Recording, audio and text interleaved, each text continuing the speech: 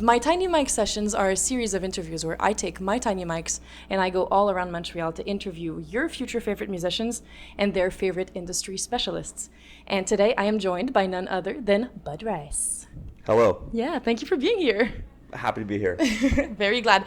We are here today at Hurley's Irish Pub, which is one of the venues in Montreal that has seen a lot of different eras of Bud, I would say. Oh, yeah. When was the first time you played here?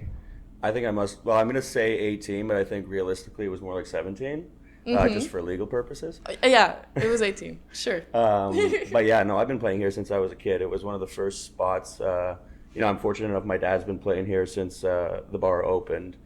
So I call it a like moderate nepotism, that I was able to get in at such an early age, but I do feel very grateful to be able to have played here for so long and, developed the craft into whatever it has become now, so. That's amazing. When I talk to people around the music scene in the city, it seems pretty clear to me that you've kind of become a landmark in terms of the live music scene in Montreal. Right. I want to know, what's the most valuable thing you've learned from participating to the local scene so much and witnessing so much of the local scene in different venues and different aspects of it and different scenes even? Sure, I feel like the only reason maybe I'm called a landmark now is because I'm getting older. I feel like that's always how it goes. That's not what I meant. People call my dad a legend, even though he's still alive, and it's just because he's old and we've been playing for a while. You're like, okay. But yeah, no, participating in the music scene over the past now 14 years, or 17 years, Jesus, which is always a weird thing to kind of categorize. You start feeling about how long you've actually been doing it for. It's been really cool, and it's also been really inspiring to see younger artists come up on the scene. I remember being the younger artist and then having the older generation that I had looked up to so fondly kind of shape my career or shape my playing style, at least when it comes to pub scenes and live music. So it's been really beneficial for me to be able to sort of see how everything has come together. And I find Montreal to be such a collaborative music scene that I always just feel inspired by younger generation. And I feel that learning from them is more beneficial to me than any kind of ego trip that I might have about them coming up on the scene. Right. And it's obvious now to me that people need live music. It's something that it's become increasingly super clear over 2020 and 2021 that how much people miss it. Yeah. Why do you think people need to hear live music so much? I think I've answered a question similar to this before. I feel like people need art in general in their lives. I think that the state of the world can be so devastating at times, and especially during that stint of the pandemic or whatever, when everyone was isolated and trapped at home and kind of unable to get outside and see other people. I think that coming out of that, people really realized how quickly, human contact and live, personal experience with art is beneficial to them on a mental level. I think that we kind of lose track of that a lot of the time, and we get lost in the isolation, and you kind of feel this okayness with being on your own. But in the end of it, I think everybody just needs human interaction, and I think that the one beautiful thing that art can do is allow you to have that kind of connection with people that you don't necessarily think you might have had you not gone out and had the experience. So I think that in general, visual art or, music or acting or whatever, I think that these things are always and over the course of history have always been so impactful for people's self-preservation and mental state, So I think that it's just integral to anyone's ability to just be a happy person. I think you need to have that kind of connection, Yeah, absolutely. Yeah, connection is definitely the right word that I associate with it. I feel like the easiest time I've had making friends was at live music events, just because everybody's just so there. Everybody's actually mentally fully there. Yeah. And I do think it's because of the music that the amount of connection that just appears from having that. For sure. Shared I think experience. it's just interesting too, those bands that do I'm gonna get rid of these. Yeah, that's okay. They're just falling out of my big ears anyway. Sorry. I have tiny little girl headphones. Yeah, no, they work perfectly. I'll have to clean them for earwax after. Oh. I find it, bands that do the whole no cell phones at shows is kind of an interesting approach too. I don't think I'll ever have the pretension to be able to be don't Lock it film away, me. yeah. And also, I'm too new of an artist. It's funny to say that I've been playing for 17 years, but like, definitely unknown. You know, like maybe in this city, I have some kind of credentials, but it's only in Montreal. You know, so I need the cameras there to get on of social course. media and shit, and like try to get people to see me. But there's a level of that like kind of connection that I especially think now with like social media, it adds to the isolation, I find. You know, like you That's kind of true. detract or detach yourself from the moment, you know, which there is something to be said about a moment, you know, and I think live music has the ability to make those moments, and that's something I've always felt. Yeah, that's true. If I gave you like a 7-year-old little like talented musician, and I put you in charge of like making sure that they grow into the most like the best flourishing musician they could possibly be, Yeah. what would you do? I would tell them not to be a musician. No, I would tell them. That's so sad, bud. You No, can't. I'm only teasing. I love what I do. Let's say they're gonna do it no matter what. Like all you can do is like steer them. That's honestly it. To be honest, like That's because that's kind of what happens. Yeah, the thing is that like, you know, it's a weird craft in that like the innate ability or the innate feeling of wanting to create or feeling like you have these expressions that you want to put out there that you can't necessarily put out through any other medium. I think that's the thing that will always propel these kids to like do this kind of thing, you know. And it's like to shape them into the artist that is best suited or like most possible for success or whatever. All kind of merits your version of success, you know. And like I think definitely there's fundamentals that you need to learn and to like deny yourself those sort of more not critical but like I don't even want to say academic, but moderately academic kind of things that you need to learn in order to facilitate the ideas that you have in your mind. I think that's quite integral to like shaping them into being the best version of themselves musically that you could you mean be. like instrument lessons? Yeah, and like whatnot? you got to learn how to play. You can't just be like, I'm just gonna dick around and hope for the best, you know. But like, and you know, that's one thing I regret too is that I dicking around and hoping for the best. Yeah, I'm still doing that. It's obviously panning out beautifully. Honestly, not mad at it. Yeah, but you know, like I think that like I have a lot of friends. You know, I always say that I'm the worst musician in the bands that I play in because I play with such, you know, incredible musicians, and it's like, you know, at the end of it, yes, my talent is like songwriting and singing, but I hire guys that I know will bring these songs into what they couldn't be, you know. Like I think that if you want to be the best version of yourself, you do have to fundamentally learn your craft, and then from there just be as authentic as you can be, because I think the thing that resonates most with audiences is authenticity over anything, you know. Like I can go see the most kind of technically skilled musician going around and like doing all the licks that, you know, I wish I could know, but if I feel nothing, like, you know, that's the only way that I've ever really measured art is like, do you feel anything? It could be like from happiness, joy to like anger to like, you know, confusion. Like all of these things are the only things that really warrant good art, in my opinion. Yeah, I agree. Would you put them through music school? Yeah, no, I think that I got another. Got a bad day to do it. It's okay. They're getting all the Saint-Paddy's merch up right now. No, it's cute. Yeah, they're getting ready. Sponsored by Jameson, of course. It's on brand for me. Oh my god.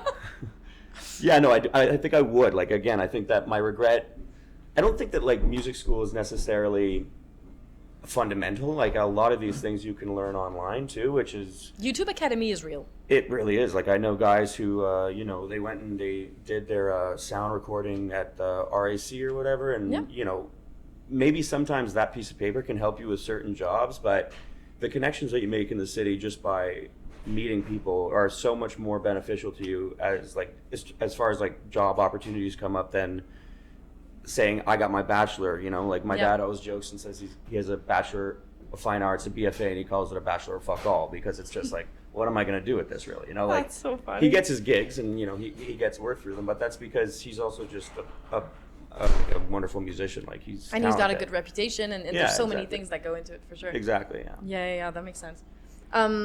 Speaking of that, what would you describe your relationship to music as both your passion and I guess your money maker? Like, is there like a like a push and pull to that, or do you feel like a unified front of like, yeah, fuck yeah, this is For sure. I feel like it's a push and pull for sure. Like I think like any kind of job, sometimes it can feel like a job, and those are the moments that I kind of get more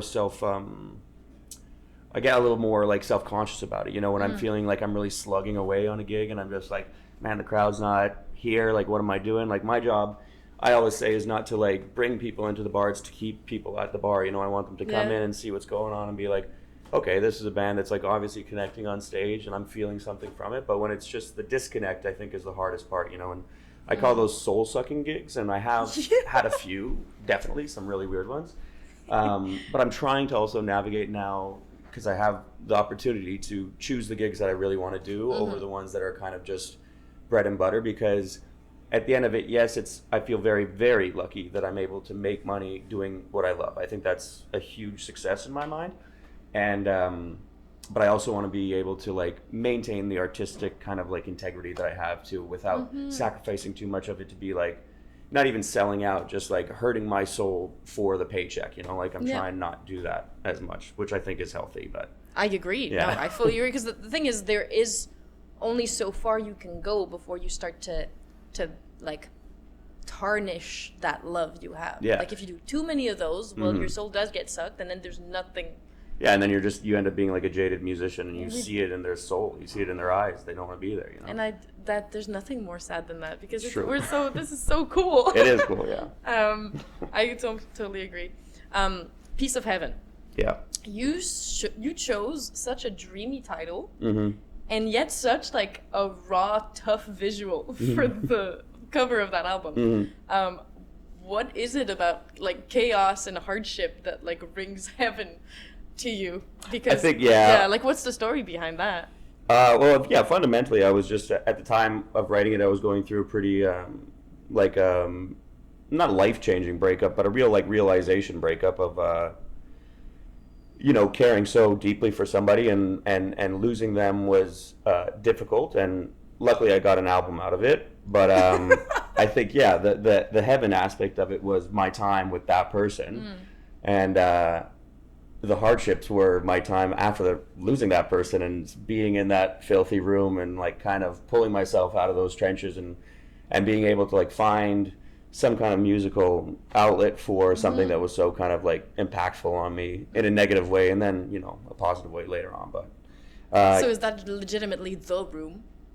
Well, that was my bedroom at the time. Yeah, that was. I mean, so maybe I messed it up a little bit. Very real. Maybe I messed it up just a wee bit to like add some kind of I don't know, flair. Yeah, some kind of like make me look more unkempt than I am, I suppose, because I'm quite like a tidy person in general. But you go through your lows, you know, and that's another funny thing about music is like you can write in your lowest and you can write at your highest, and a lot of those songs were written while I was with the person, and then a lot of them were written after I was with that person. Some of which were written in a relationship I was in, you know, in my early 20s too. You know, like there's always these kind of moments in your life that ring true, and at the end of the day, it's just a form of expression, you know. So I feel like, again, the most real kind of music you can do is just one from the heart and just hope for the best, you know.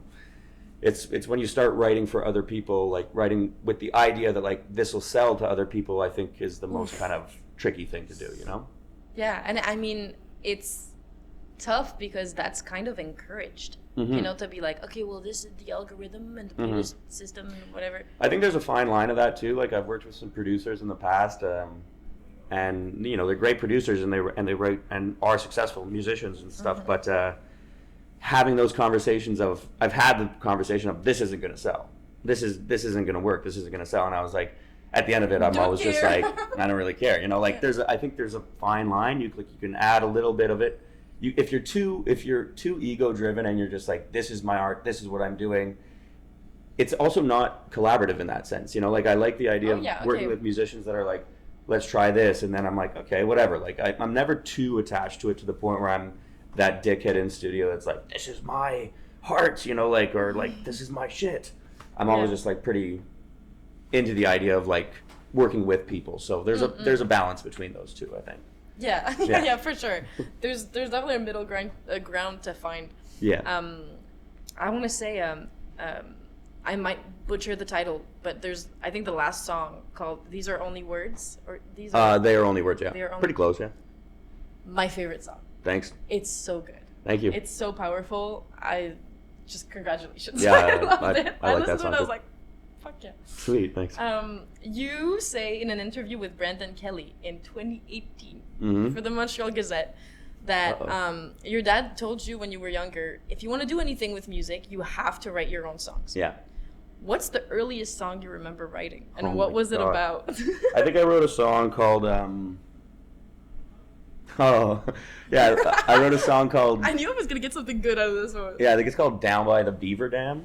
By the Beaver Dam. That's so Canadian. I know. I wrote it at my cousin's cottage in Morin Heights, and I was there with my other cousin Joe. Shout out to Joe Zerder. And How old are you at this point? I Wait. must have been like 14, 15. Okay, cool. And it was essentially a song just like, just a telling of what we were doing there. And it's ridiculous to look back on it now lyrically and just think of like, sometimes I wrote songs when I was that age and I was just like, yo, life wasn't that hard. Like, what are you talking about? Like, I mean, it was difficult, but I'm just like, what kind of experience could I had? I had some, but like could have had by that point that was so like drastically impactful for me that I need to write a song about these like big moments in life. But that song was pretty much just about like smoking weed down at my cousin's cottage, and that was essentially it. Yo, that's and nice. at that point, I was really influenced by Bob Dylan at the time, so I had that like nasally twang. I sounded just like Dylan. I was emulating his voice more than anything. This was like, Is this recorded? oh, probably my dad. I think my dad has like all the demos of every. I need it. I need it. I know. Yeah, I feel like at some point these things are going to surface, and I'm just like dreading them. It's like watching, It's because it's cringe. beautiful. It's super cringe. It's like, I know. I remember my buddy. But talking you're to me far about away it. from it enough, probably, that it's like, oh, no? Yeah, I think now I should be like, after 20 some years, I should be able to be like, okay, you were a kid at the time, it's fine.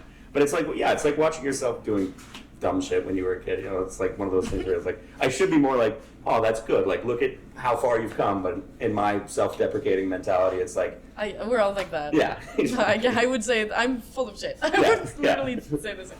But you'd love it. I'll find it. Oh, to you. I I'll would. send it, and I'll Sorry, guys, definitely but listen if to it. you, even if it's just for me, I would Yeah. love to hear it. In an interview with a local music channel, you also say that you were changing the production of your record from Belfast to Piece of Heaven. You wanted to simplify it a little bit, and now off camera earlier, you told me that you wanted to kind of do that again for your next record. I would love to get more information on what you feel you're gaining in why your experience is leading you towards a more simplified approach to the record. I think primarily, like, at the end of the day, like, I find a good song is just a good song, and a lot of the times that I write these songs, it is just acoustic and me singing.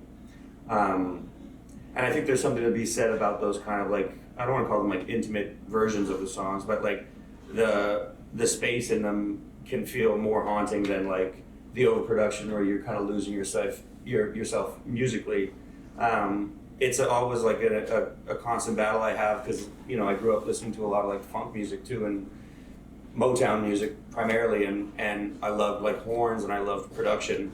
At the end of the day, like I think I get moved by a really good just song. Like I remember one of the most impactful records that I heard was my mom got me. I think the record's called Trouble by Ray LaMontagne, and just the production value of it. I remember just thinking like these are such beautifully written songs, and you can hear kind of like every element of his voice, and like it captures that feeling of just like the moment that you were in when you wrote them, and I think that I think there's something to be said about that, and I think that like I you go back and forth and you have all these ideas, and at the end of it I was like I just want to put out something a little more raw and a little more just like intimate, and there it is, and if you like it, you like it. If you don't, you don't. But at least I can be proud of it at the end of the day. I mean, obviously, I will say too, financially, it's easier to do something on my own than to hire like a 7-piece band, But until I have the money, maybe I'll just keep doing the solo stuff. But it's also, yeah, just like I envision it kind of like upright bass, acoustic guitar, some piano, and some minimal drums, and I think that would be perfect. Yeah. I wouldn't be mad at that, because in that same interview with Local Music Channel, you played, like, I guess you played a set. I think it was during the pandemic or something, and it was like a session from your house, and you played. You started your set with a live acoustic solo version of Going Through the Motions. Yeah.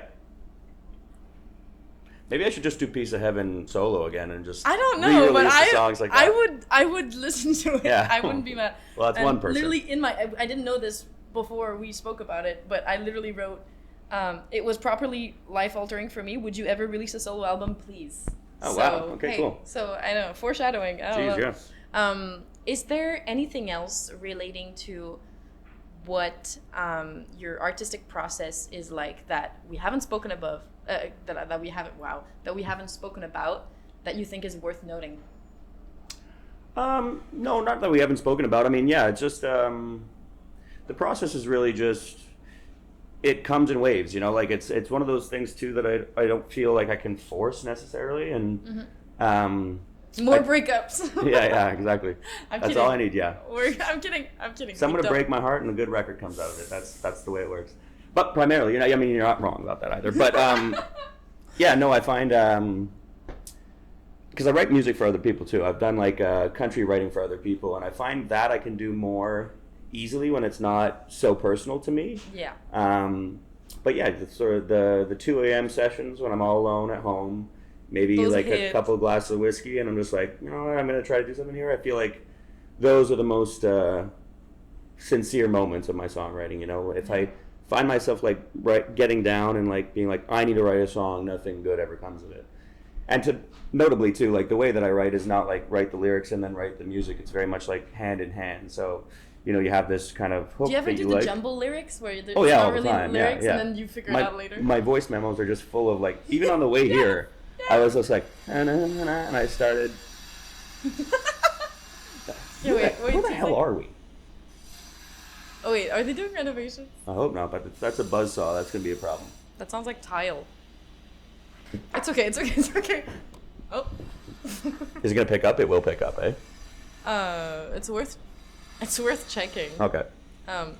What we'll do is we'll take a short pause. Okay. And we'll probably come back with your musical Perfect. We can do that after they're done Cut making off the by tile. Renovations. All right. Yeah. Sweet. So as of now, I think I'm gonna leave them with that. Okay. Perfect. So thank you, Bud, for taking the time to speak to me and answering all my questions. No I really worries. appreciate it. And cut to a nice little musical number. Have a good one, guys. Thank you. And in worst case, Good.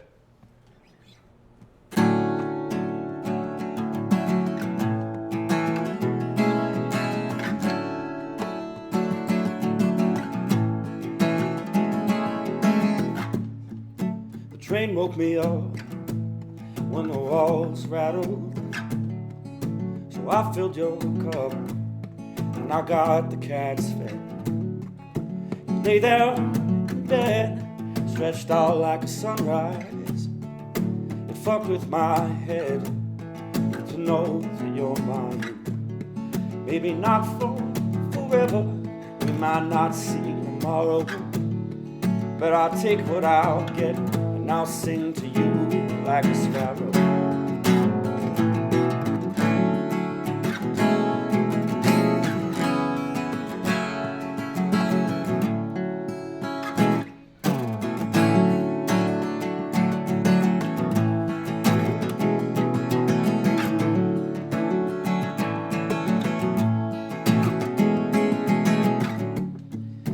Your hair's a mess, but I can't take my eyes off you.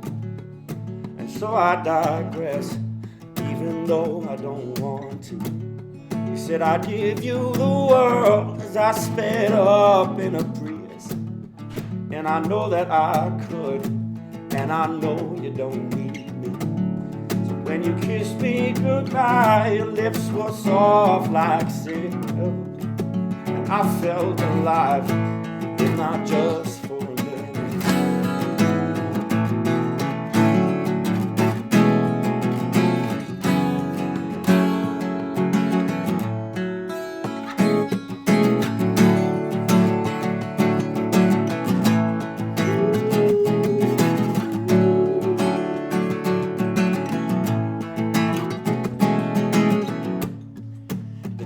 on in blue skies with pink streaks.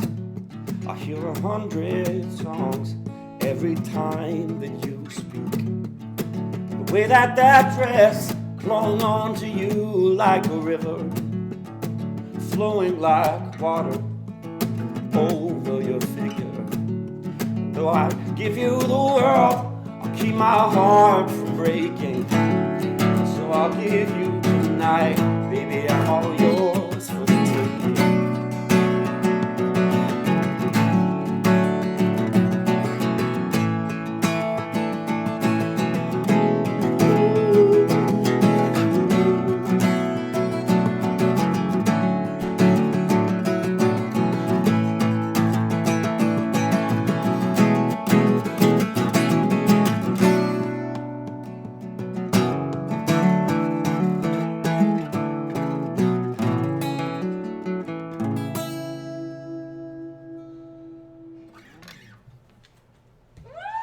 Cool? All right.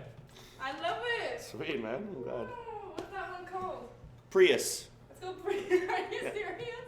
Yeah. Wow. Thank you.